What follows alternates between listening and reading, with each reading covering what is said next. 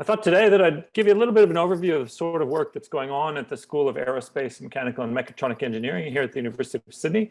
I'm the head of that school, and I also lead a marine robotics program and get the opportunity to really work all around the world in studying our natural environment, understanding how robotic systems can really contribute to a number of different problems, and hopefully give you some inspiration of the sorts of things that we're doing. I've got a picture on the right of one of our student rockets. So we have a very enthusiastic rocketry team who have done outstandingly well over the last couple of years, and I'll show a brief slide on some of their achievements. The bird in the top there is called a FIRETAIL, and that's the name of their latest rocket, which they're designing to reach 30,000 feet, 10,000 or 10 kilometers approximately.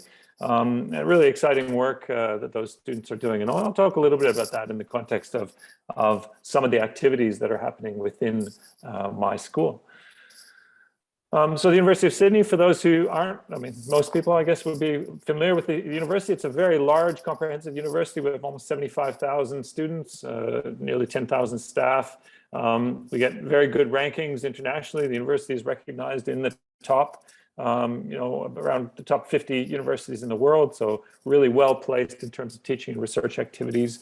And we're organized into a number of different faculties, including engineering and IT, where I work, in business and medicine and health, arts and social sciences, and the sciences. So, no matter what your interests are, I expect there's some sort of opportunity here at the university, and hopefully once we all emerge from lockdown, and those of you who may be considering going on to further study, that you'll consider the university and all of the great universities around Sydney and around Australia as a potential avenue in your future career development.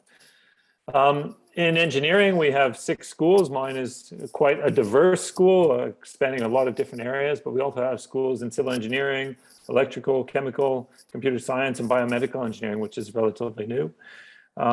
We have now over 8,000 students, and about 2/3 of those are undergraduate students, but we also have quite a strong master's and PhD program. And I think one of the important things is when people think about engineering, they think sometimes that it's a very male-dominated profession, but we are very encouraging of a diverse range of different students coming to study with us. And we have one of the highest representations of young women in our student cohorts, with well over 1/3 of our students being female students. And in fact, some of the schools, like biomedical engineering, is actually over 50% of the students are young women. So it's a great environment for learning for students from a broad range of, both sex, but also cultural background. We have students from all around the world and various different ethnic backgrounds, cultural backgrounds from here in Australia. We have programs in aerospace engineering, so we do a lot of teaching and research in aerodynamics, design, optimization, flight mechanics. So if you're into airplanes, you like things that fly, this might be something to consider. Our first-year students actually build an airplane. So on the right here is the third image on that panel is an aircraft that we actually get students to build. We've sold 11 of those aircraft to flying enthusiasts, and those are actually used, by recreational people for flying, but also in agriculture environments and things like that. We have wind tunnels, we have unmanned air vehicles. There's lots of opportunities to build and design a variety of flying, flying vehicles, aircraft, unmanned air vehicles, and satellites, which is one of the latest areas of development here in Australia. Our space engineering program is one that was introduced in 2001, and has really had a focus on things like intelligent satellite systems, space robotics, telecommunications. As I said, we have a rocketry team. We have about 80 students who are designing and building rockets. They take them out to the outback, and we've sent them internationally to compete into international competitions. We do a lot of work in space robotics. We have run a program with the Powerhouse Museum, operating their Mars yard. We've hosted the Zero Robotics program, which provides high school students with an opportunity to program robots on the International Space Station and to complete various challenges in international teams. We feel this is a really great environment for students to be involved, and it really excites a lot of people. And I think with the introduction of the Australian Space Agency back in 2018, there's a huge amount of focus currently and a lot of excitement around space. And this is a really good time to be thinking about space engineering and all of the challenges associated with that, but also the opportunities both here in Australia and internationally to work in the space sector. We have an industry transformation training center in Cubesats, UAVs, and applications. And in fact, one of these small satellites was recently launched into orbit and is currently sitting on the International Space Station in the Japanese research module, awaiting deployment next month. So we're really excited to be able to actually send things into orbit and to really study the future of satellite systems. And I think we have a lot of exciting work going on in this sector. As I mentioned, our rocketry team has seen some outstanding success. In 2019, they won the 10,000 foot competition at the Spaceport America Cup. Unfortunately, the competition was canceled in 2020 due to COVID, but this year the team came back and won the Australian Universities rocketry competition, placed second in the Spaceport America Cup 30,000 foot commercial off-the-shelf design program, and we're third place with their payload design, which is designed to measure vibrations on the vehicle. So really an outstanding group of students. These are some of the top students at the university. It's relatively high cutoff to get into the space program, but if you're interested in space, we certainly highly recommend that you consider this. And if you're interested, there's a rocketry-eng.sydney.edu.au if you want to read a little bit more about the team, the projects, the sort of rockets they're working on, and some of their outstanding achievements. Really fantastic students. We're very proud of the whole cohort. I've just seen a question on the chat about the admission to the space program. So it's a cutoff of a 99 ATAR, so it's a very challenging to get into the program. We have lots of demand, but the university does offer some concessional points if you do well in your maths and English scores. And there is also a pathway into the space engineering program if you do enroll in one of the aerospace, mechanical, or mechatronics degrees. You do well in your first year, you are able to pick up the space major as an option. So if you get a distinction average, you're then able to get into the program. So yes, it is possible to get in. Our mechanical engineering program really focuses on the design and manufacture of projects and systems. We have a good degree of balance between theory and practice. We've recently introduced lots of new workshops in engines and wind tunnels and robotic arms, lots of new tools that are helping students to understand. In the top right, you can see a video produced by our Formula SAE team. This is a group of really enthusiastic students who get together. We provide them with a workshop to design and build a race car, and they take that down to Victoria every year to compete against usually around 25 other teams from around the country and some international teams as well. And a lot of the universities in Australia are represented in that Formula SAE project, and it's a fantastic hands-on opportunity for our students to really apply what they're learning in the classroom into the design, construction, and racing of a car. We have a brand new makerspace that's available to students, lots of 3D printing, laser cutters, robotic arms, lots of facilities to support your learning. We have a state-of-the-art manufacturing hub that's also hosted within my school, which was delivered actually just before COVID broke out, a $10 million investment in the future of manufacturing. And we really feel that Australia has a very good opportunity to develop its advanced manufacturing capabilities, and we really are thinking about how we can engage with industry in this sector and really impart the latest developments in this area to our students. We do a lot of work in computational computational and experimental fluid dynamics, in things like combustion and aerodynamics, environmental fluid flows, really helping both government and industry understand how various objects and are influenced by fluids and turbulence. We look at harmful algal blooms, at the design of novel helicopter systems, at clean combustion to help develop the next generation of energy systems that are less polluting. And so there's lots of opportunities in our thermo and fluid dynamics areas. Our mechatronics program really it's a really interdisciplinary area of specialization that concurrently covers mechanical, electrical, and software engineering principles. And you actually end up doing about 3/4 of a mechanical engineering degree, a lot of the fundamentals in the maths, the design, all those sorts of the materials properties. Our students take those. They also do a lot of electrical work, and overlaying all that is a lot of work on software design, software engineering, thinking about how you can bring all these sorts of systems together. And on the right, I've shown a few examples of mechatronic systems that you're likely to have come across in your everyday life: photocopiers, cameras, cars. They all have multiple computers in them, which are driving sensors and actuators and allowing these systems to operate. Something like the Airbus A380, one of the most complex engineered artifacts ever built, has huge numbers of electrical components, which are all controlled by software. And long gone are the days where the pilot's steering mechanism is connected mechanically to all the control systems in the aircraft.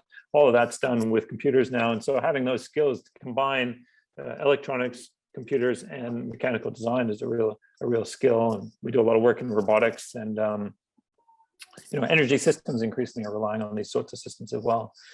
And I mentioned robotics. Our Australian Centre for Field Robotics is one of the largest and best known field robotics centers in the world. We have over 100 staff and students working on the application of advanced robotics technologies. We work very closely with industry in understanding their needs. And I thought I'd just put up a few videos of the sorts of systems that we work on. We work on unmanned air vehicles. We have a big flight test facility a couple hundred kilometers south of Sydney at Marulan. We work on agricultural robotics platforms, and we have a number of spin-offs, startup companies which have come out of the center, looking at commercializing a lot of that technology. We work on intelligent transportation systems and autonomous driving. And my own work is focused on underwater vehicles. And in the bottom right here, I've got an example of one of our vehicles undertaking a survey of a first century BC shipwreck in Greece. So we actually were invited to Greece to bring all of our equipment and spend a couple of weeks conducting surveys of these areas. So lots of exciting areas where we apply the latest advances in machine learning to robotic systems, and lots of exciting things that we're doing. I thought I'd tell you a little bit more about my marine robotics program, the sorts of things that I do on a day-to-day basis. We build and design novel robotic systems, from remotely operated vehicles to fully autonomous systems. So we take robots, we chuck them in the ocean. We run a big national program of repeat monitoring, helping scientists to understand impacts of changing climate on sensitive reef habitats, both in temperate areas. We look at kelp forests, and up in the north on the Great Barrier Reef, we do a lot of work in understanding impacts on coral reefs. Lots of work on things like navigation and mapping, so building detailed models of the environment. I'll show you some examples of that in a moment. We do a lot of work on planning and control. So how do we get these robots to operate in very complex environments without crashing into the reefs that they're surveying? How do we plan, to collect information from these areas? And a lot of my PhD students work on data analytics. So we can collect a lot of data, but how do you turn that into information that's useful for scientists and helps them to understand our natural environment better? And we work with a variety of partners all around the world. Here's an example of our work with something called the Integrated Marine Observing System. So we go back to sites around Australia on an annual basis, collect imagery of the sea floor, and look at how those environments are changing through time. More globally, we've done work all around the country, so we get lots of invitations to work with our partners in the areas in supporting studies in ecology, archaeology, and geoscience. We've worked around Australia, in Japan, Hawaii, in the Mediterranean, and throughout the Americas. So really exciting opportunities to go out and help understand the natural world using a variety of different platforms. So we have autonomous vehicles, remotely operated vehicles. We've done some work with manned submersibles. So some of my staff and students have been down, to hundreds of thousands of meters studying the oceans. I thought I'd give a couple examples of the sort of work that we've done. So we've done work surveying coral reefs around Lizard Island. This is up in the far north of the Great Barrier Reef. It's been heavily impacted by both cyclones, which are increasing in intensity as a response to climate change, but also we've seen extensive bleaching along the Great Barrier Reef. We build these three-dimensional models of these reefs. So we actually get in with cameras. We take a lot of pictures. We stitch these together into 3D models of reef environments. And you can see here the sort of models that we build of these coral reefs. And we have techniques that allow us to do this on a repeated basis. So we can actually go back, look at the same colonies of coral through time. And at Lizard Island in particular, we've been back since 2014. So I guess it's going on seven or 8 years now. We've been really studying the impacts of bleaching and cyclones on these reefs. I'll give you an example. So here's a mosaic that's been put together from thousands of images showing coral reefs in 2014. This is immediately after a cyclone.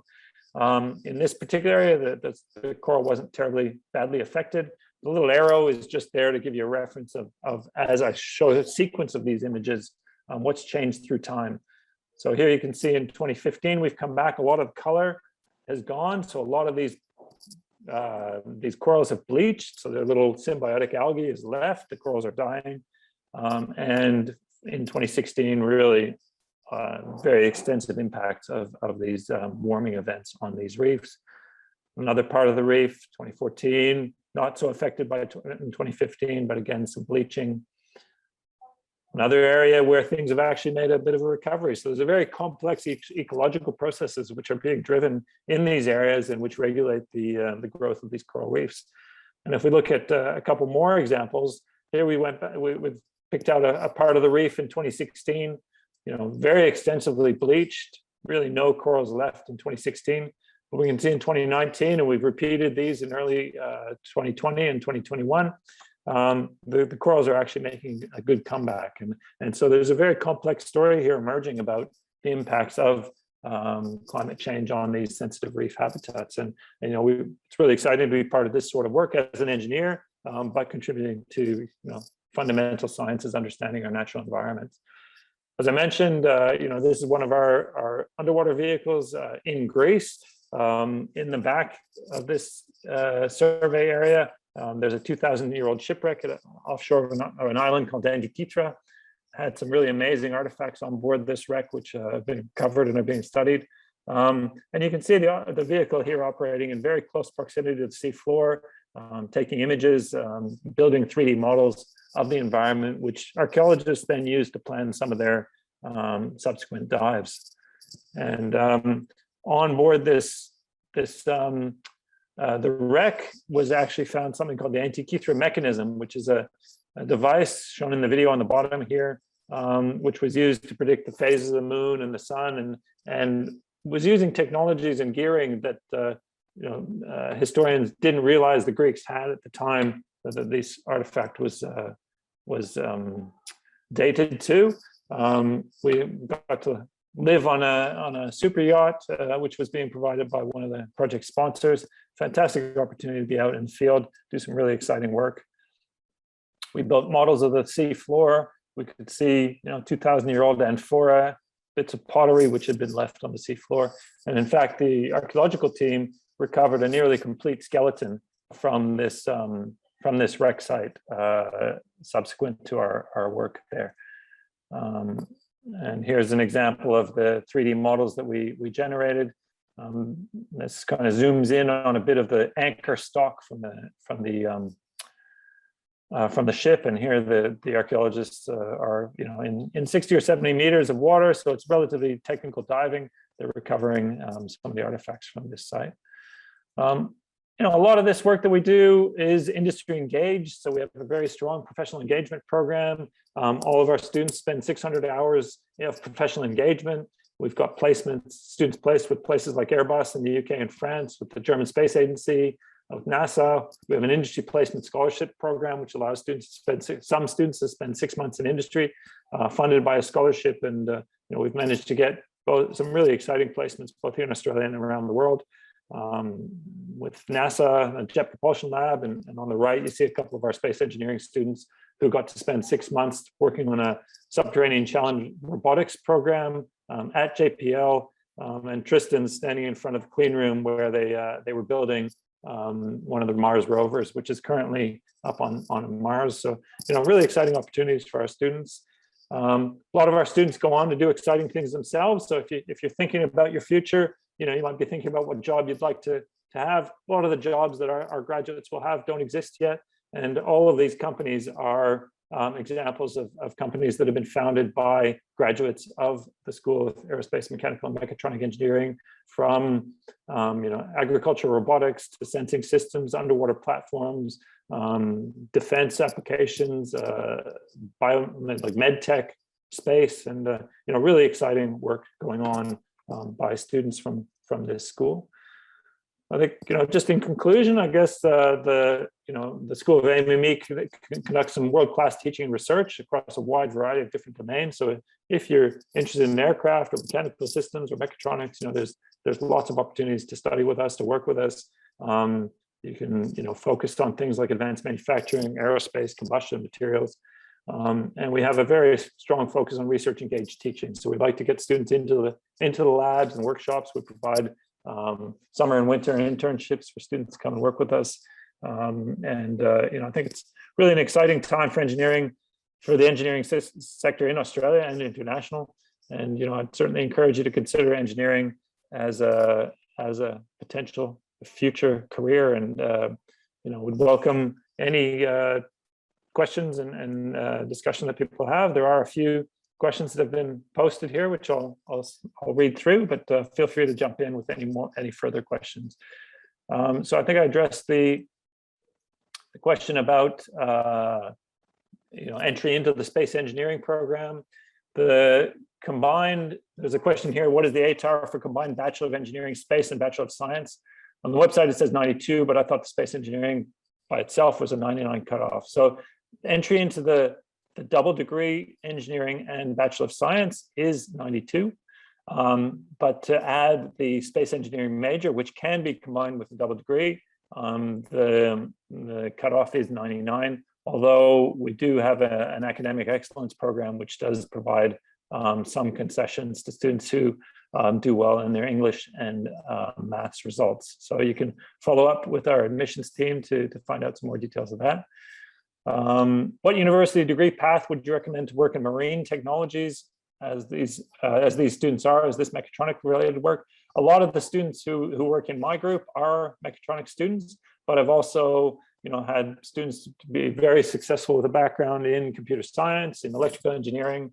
There's lots of pathways into these sorts of areas. And I think one of the things that somebody said to me very early on when I was still studying was an engineering degree is not so much about the specific skills that specific technical skills that you're going to cover. It really provides you with the tools to learn. So you'll get skills in problem solving, in teamwork, and communications that are really invaluable in working in large, complex problems. And I think that's one of the unique features of an engineering degree. Another really appealing feature of engineering is that it's an internationally recognized degree. So there are the Washington Accord is endorsed by most international countries. So if you get an engineering degree here in Australia, you can take that degree anywhere in the world and it's recognized as an accredited engineering degree. You can work, whether it's in aerospace, mechanical, or mechatronic engineering, all around the world. So it's a really mobile international degree and really provides you opportunities to see the world if that's what you want to do, or to contribute to lots of different areas of societal concern, lots of different opportunities. Morris Lee says, how versatile is a mechatronic degree? Can I enter the biomedical, specifically bionics industry with a mechatronics degree? And what are some of the relevant electives if I wanted to go down this path? We do have a biomechatronic elective for our students in final year, and that's taken by students both in mechatronics and biomedical engineering.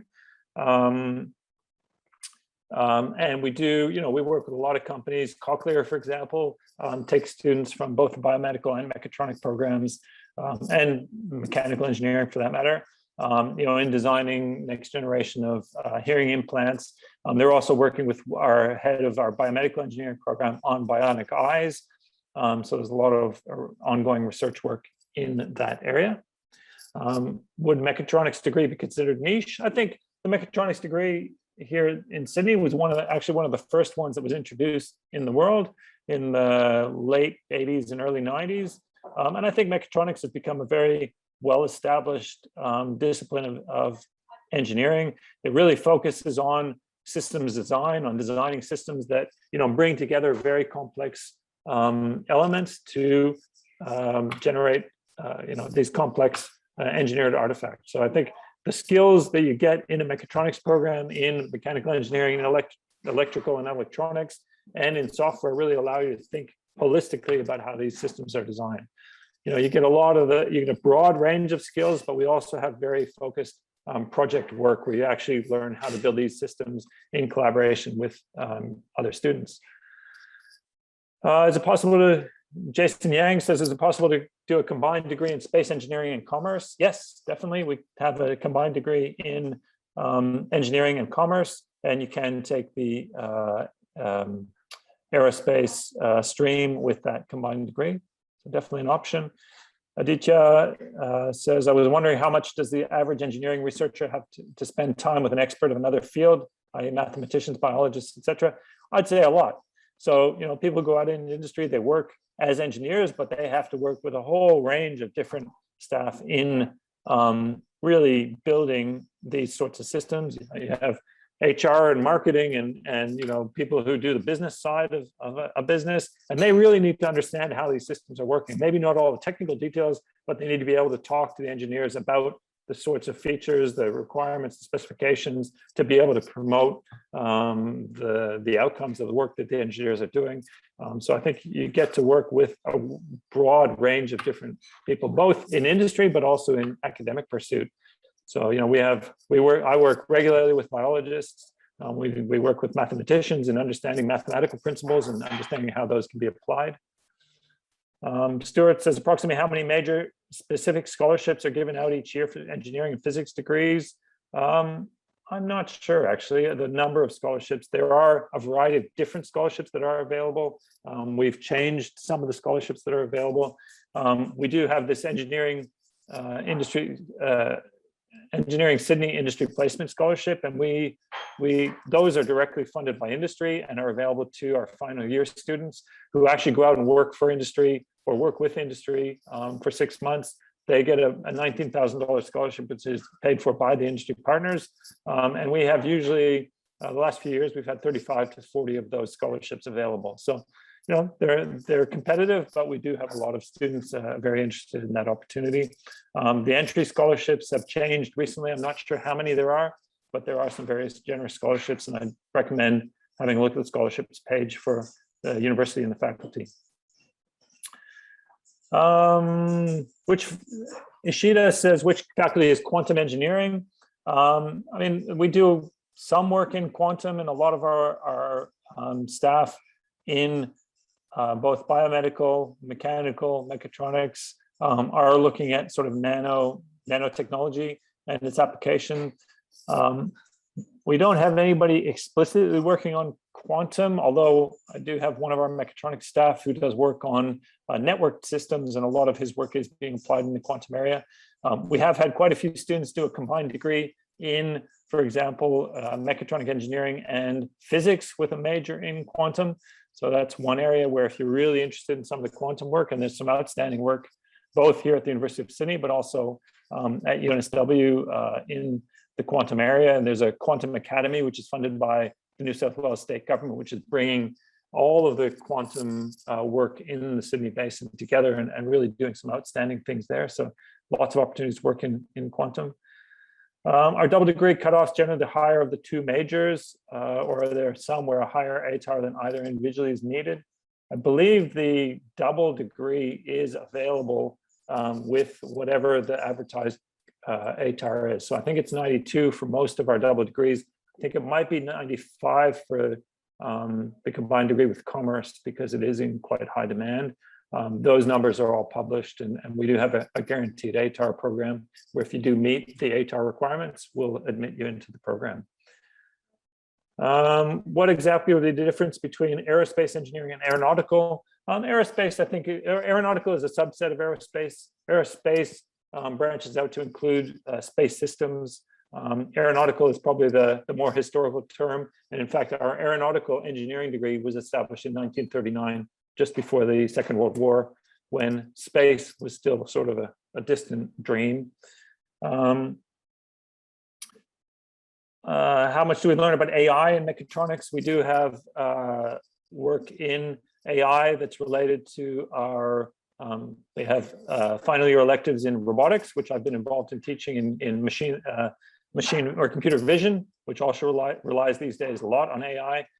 Some of our strongest students actually come through with the combined degree in mechatronics engineering and computer science, and that provides a real opportunity to get a depth of background in programming, AI, machine learning, and also the sort of hardware and electronics aspects of a degree. One of my first PhD students actually did that particular combination of mechatronics and computer science. He's now one of the chief engineers at Waymo, which is Google's company that are building intelligent transportation systems. So he's building autonomous cars in the US, in California. Outstanding, he was an outstanding programmer and a really talented engineer, and has gone on to great things. Is there any scholarship for international students in this faculty? Yes, there are various international scholarships that are available. So I'd suggest following up with the scholarships office. How do the specializations in aeronautical engineering work with space engineering? Do you specialize in space engineering rather than one of the standard aeronautical specializations? The space engineering major actually replaces 3 core units of the either aeronautical, mechanical, or mechatronic degrees. So you take space versions of those with all the other space students, and you're also expected to do a thesis in a space-related topic. So you'd work with one of our space engineering academics on a thesis program. How much of the engineering course is hands-on? We like to do a lot of hands-on work. As I said, in aeronautical engineering, they build an aircraft in year 1. In our first semester, we send all of our students into the workshops as part of their introductory programs. We do a workshop technologies course where you learn about machining, design, how to use hand tools and get some hands-on experience. We have labs and using wind tunnels and engines. So there's a lot of hands-on in the degree, and we really pride ourselves with that hands-on work. Obviously, with the lockdown at the moment, a lot of our students are studying remotely, which makes it a little bit more challenging to get that hands-on experience. But we've actually been sending kits to students, little robotic kits, unmanned air vehicles, aircraft kits. So students are still getting some hands-on experience, even if they're not able to come onto campus at present, although we hope that will be resolved certainly by the end of the year. Are there many lectures? Yeah, most of our degrees have a lecture component that typically lasts, it'll be typically 2 or 3 hours of lectures a week, complemented by hands-on workshops, tutorials, and opportunities to actually work on understanding the content. How many people can work with JPL in the industry placement program? We do have 3 students that are meant to be going there. They were meant to go this year. Obviously, with the travel restrictions, that's made it difficult. We're looking at having them extend into next year and sending them over. But typically, we've had 2 or 3 students. I'm also the director of the New South Wales Space Research Network, and we hope to continue building stronger links with JPL and other space agencies around the world, including the German and Japanese space agencies. Neil says, do you recommend doing a double degree with computer science majoring in AI and mechatronics? Look, I think that's a very strong degree that has a huge amount of potential at the moment. If you want to work in robotics, machine learning, AI, that's a very good degree to consider. Really gives you a broad range of both, technical depth in the computer science, the programming, data structures, algorithms, and also the engineering side of building complex systems. And I think it's a very good combination. if you're really into sort of the technical side of things. A lot of students like to do the commerce, engineering is not only about the technical stuff, it's also about, building businesses, understanding, the costs associated with doing things. So, a lot of students also choose that pathway. But if you're really into the technical things and mechatronics and robotics appeals to you, I think it's a good combination. Can you have a part-time apprenticeship and go to uni? We don't offer anything like that, although our professional engagement program does require students to do 600 hours of professional development throughout their degree. So they work in industry from year one, logging hours, going to seminars and meetings, visiting industrial plants, and there is a requirement to do at least a 6-week internship as part of the degree. Most students do that after their 3rd year, so they'll spend up to 12 weeks over the summer break working in an engineering firm, and they have to write up something about that experience. Is there a mining engineering course at UCID? There isn't explicitly a mining degree. Civil engineering teaches a lot of the sort of skills that are relevant in the mining sector. There's lots of different engineers who are required for mining systems these days. We have a very long-standing partnership with Rio Tinto in looking at mine automation. So we have a lot of our students, PhD students in particular, working and technical staff and researchers working in the mining sector. And that's been a long-standing relationship. How many days do you spend at uni a week on average in the aeronautical degree? In normal circumstances, most students are at uni most days, between a combination of lectures and the hands-on tutorials. Since COVID, we've moved all of our lecturing online, so a lot of the students do that remotely, and but we would anticipate that you'd be on campus at least 3 or 4 days a week, depending on how your tutorials are scheduled and things like that. A lot of the tutorial blocks are up to 3 hours at a time, so there's sort of an opportunity to really get practical and hands-on. How exactly did you get in the field you're currently in? I did a systems engineering degree at the University of Waterloo in Canada. So I came here to Australia in 23 years ago to actually pursue my PhD. Was interested in robotics as a kid and also interested in marine science. Did my first degree in systems design engineering. Was looking for opportunities to come to Australia. Found an emerging robotics group at that point, and was able to get a scholarship to come.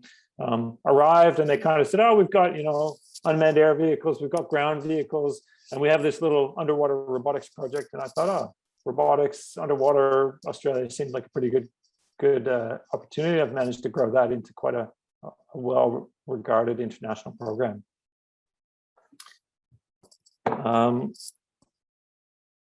Okay, I'm going to have to wrap up pretty soon. I've got another meeting I'm going to have to run to. There's a few other questions about the space engineering and mechatronics engineering, but there's huge amounts of opportunities at the moment. There's lots of different jobs for engineers. I would recommend, if you're considering your degree choices, choose something you're passionate about, that you're really excited by. Study that, pursue it. Don't worry too much about the specific job outcomes, because as I said earlier, what you're learning is how to problem solve, how to solve complex problems. You're learning how to learn, and all of our students will be lifelong learners. They'll continue to learn after they leave us, and we hope to give them those skills. And just to note that we do have open days and information days in normal years where you can come to the university and find out more about all these degree options, visit some of the labs and things like that. Obviously, that's been pretty tough the last year and a half or so, but certainly would encourage you to come along. We do run programs for students and FIRST robotics and various other things. So, come along, be part of the exciting things that are happening at the university, and wish you guys all the best in your studies, and hope to see some of you here at the university in the future.